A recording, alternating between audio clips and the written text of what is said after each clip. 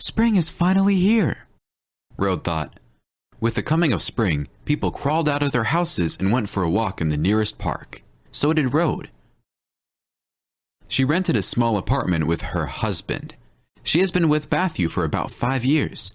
They met on a dating website, began to chat, and so their romance began. Rhode was 32. She already wanted a wedding, children, and her own apartment. And Matthew was comfortable with things just as they were. Why legitimize relationships and take on extra responsibility if Rhode was already cooking, cleaning, and performing her marital duty? Why do you buy their own apartment if they can rent it and not worry about the mortgage? Why live better if they live well just like they are? But Rhode was completely different. Why the hell did she get involved with Matthew? She looked at the man through the rose-colored glasses of her dream to have a big, friendly family. And when they met, Rhode clung to him as the last hope. But that was really stupid. Her parents and her friend told her this. She did not listen to anyone. You're not going to live with him. He will change. Not right away. Rhode was strolling in the park and listening to an audiobook. Books were her passion. She read always and everywhere. On the subway, at work, at home. And if she couldn't read, she could always listen. Matthew called it stupid. You spend all your money on books. There's nowhere to put them. For this money, we would have already bought a TV for the kitchen. Rhode was already walking through the park when she got a phone call. Hi. Rhode, hi. Hey, Emma. It was her friend calling. They had agreed to meet today, because Matthew asked Rhode to leave the apartment for the evening. He wanted to call his friends, drink beer, and watch football. All my plans for today have changed. My daughter is sick and has a fever. I can't make it today. So sorry, Emma. Get well soon, answered Rhode. Oh, but I don't know what to do now. Matthew and his friends will be at our place. Emma got angry. Rhode, she shouted. Wake up! Why the hell are you letting him use you like that? This is your apartment too. You even pay half the rent. Why should you ever leave the apartment for him? He never did it for you. Emma, we discussed this 1,000 times. He asked me to. Asked you to? Emma interrupted. Do not come home today until 1 o'clock in the morning. I will have friends around. This is how he asked you, right? Rhode took a deep breath. Emma continued. Darling, I love you very much, but you are a complete idiot. He will bring a mistress to that apartment and you will never notice.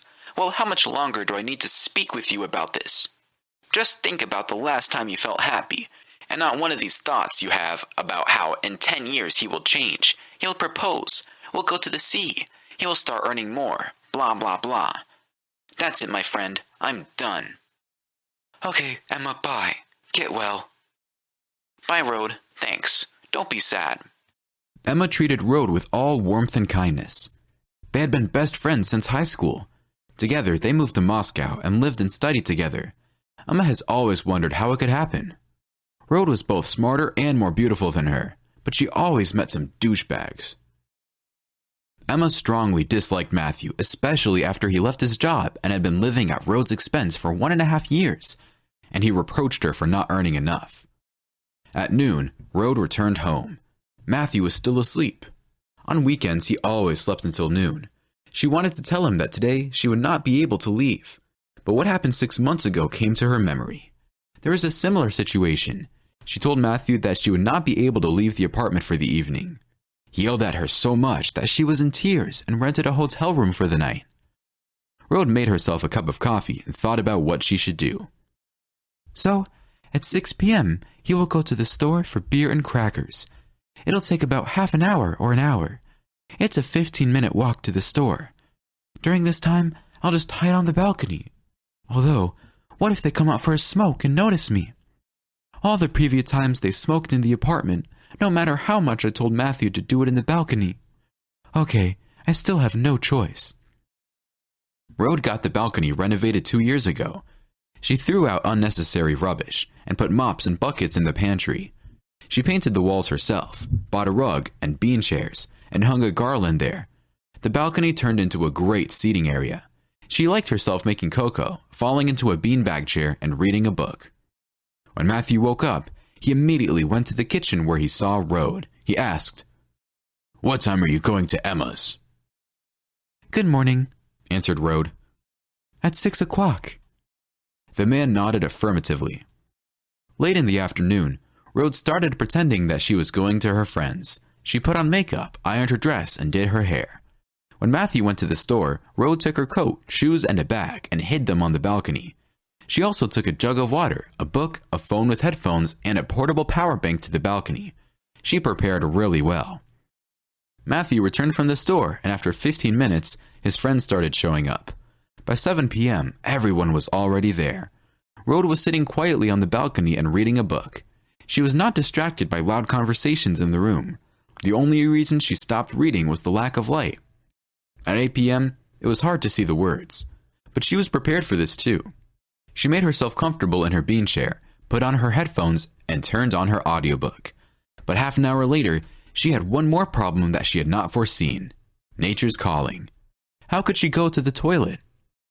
She took off her headphones and started listening to the conversation of the men, hoping that they would go out at some point, maybe to the store to replenish. Rhode heard the voice of a man whom she obviously had not heard before. Some new friend, she thought. 5 minutes later, she realized that they were talking about her. This new friend asked Matthew, "Why do you smoke in the apartment, making all the furniture stink? You have a balcony." "Yes, that is the lounge zone," Matthew laughed. "Smoke here." "Doesn't your girlfriend mind?" "Who's asking her?" Matthew's friend Andrew answered. "You treat her like she's not your girlfriend," said a new friend. Andrew answered for Matthew. "He has such a girl. She's full of herself. Do this, don't do this. Smoke here, don't smoke here. Her place is in the kitchen." "I let her speak only on her birthday," Matthew laughed. Rhode was shocked. Does he really let his friends talk like that about her? But the new friend clearly didn't know Matthew for a long time. He replied, "Then you should only be allowed to speak on your birthday." "I don't understand why you're standing up for her. You haven't even seen her." Matthew started getting angry, but his new friend defended his point of view. "I just respect women. Your apartment is clean and beautiful. The fridge is full of food. You asked her to take a walk with her friends, and she went for a walk. You are so disrespectful to her." "You don't know her," Andrew interrupted.